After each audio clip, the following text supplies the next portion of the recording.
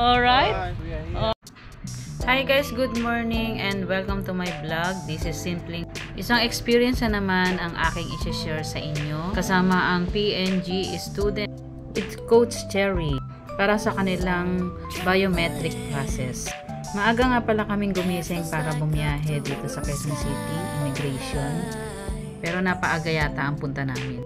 Kasi dumating kami dito 6 AM. 8 AM pa daw magbubukas ang immigration. Pero nasalang na sila, mga 9 AM na. Pero siyempre, sinulit nila ang kanilang oras sa paghihintay. Kaya nag-picture-picture muna sila. At pagkatapos noon, dinala namin sila sa Quezon City Memorial Circle. Sobrang natuwa nga pala sila sa design ng underground natin dito dahil nakita nila yung kanilang place. Madaming puno at mga hayop, akala nila totoo. Hindi. Pero sobrang na-appreciate nila ang mga nakadrawing dito at dahil is the same daw sa kanilang bansa. Kaya isa-isa silang nagpa-picture at video. Hindi na nga sila nagpatumpik-tumpik pa, lahat ng drawing, mga nakapinta rito talagang may picture sila. Makikita mo talaga sa kanila na super enjoy sila sa mga drawing dito. Actually, mahilig din ako sa mga painting, sa mga drawing, katulad niyan. Kaya, hindi lang halata sa akin, pero sobrang na-appreciate ko rin talaga yung mga nakadrawing dito. Matagal-tagal na rin ako hindi nakapunta rito kasi sa Manila na ako nag-i-stay. Ayan, para silang high school na nag-field trip dito nga lang sa ating underground. Ayan, so, feel na feel ni Joseph yung pagpapapicture niya sa malaking agila. At yung isa naman namin kasama ay busy-busy sa pag-support sa mga estudyante pagpapapicture.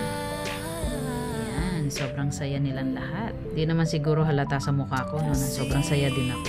At pagkatapos nga naman dito sa underground, dumiretso na nga kami sa pinaka-circle tower natin. Pero bago yun, nagpa-picture muna sila sa ating I Love Quezon City. Dahil sa punto nga sila nakatira at walang mga puno silang nakikita. Nung nagpunta sila dito, sobrang na-appreciate nila yung mga puno natin. At meron pang iba't ibang klase ng bandila. Naalala ko nung bata pa ako, yearly, mapasyal kami rito buong pamilya. At ngayon na nga, hanggang sa malaki na ako, lumaki na ako. Sobrang na-miss ko rin talaga itong lugar na ito dahil dito na ako lumaki. Bata pa lang ako, namamasyal na kami ng buong pamilya. Pero sa buong buhay ko, hindi ako nakapasok doon sa museum. At nagpapasalamat ako sa pagkakataong ito dahil napasok ko na rin siya sa wakas. Akalain mo yun? Yung mga puno at mga halaman, yung ating mga damo, sobrang linis, sobrang ganda, talagang napakaganda ng ating Quezon City Memorial Circle. At sobrang nag-enjoy ang mga iba't ibang lahi ng mga tao pumapasyal dito. Ayan, kanya-kanya silang video, picture na ginagawa. At ayan na nga ang ating Quezon City Memorial Museum. Feeling ko nga rin ay nasa field trip natin ako, or feeling ko ako yung pinaka-principal. Feeling lang. Sobrang seryoso ka naman dito, pero deep inside yan, tuwan-tuwa na yan.